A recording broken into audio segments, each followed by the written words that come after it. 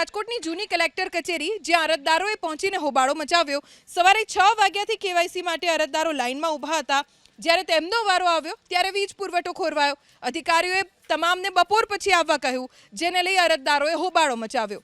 રાજકોટ શહેરમાં 37 લાખ કાર્ડ ધારકો છે, જેમાંથી માત્ર 7,76,000 કાર્ડ ધારકોની કેવાયસીની કામગીરી પૂર્ણ થઈ છે।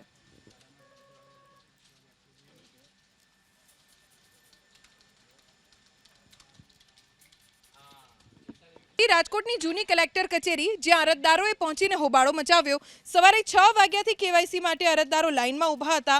જ્યારે તેમનો વારો આવ્યો ત્યારે વીજ પુરવઠો ખોરવાયો। અધિકારીઓએ તમામને બપોર પછી આવવા કહ્યું, જેને લઈ અરજદારોએ હોબાળો મચાવ્યો। રાજકોટ શહેરમાં 37 લાખ કાર્ડ ધારકો છે, જેમાંથી માત્ર 7,76,000 કાર્ડ ધારકોની કેવાયસીની કામગીરી પૂર્ણ થઈ છે।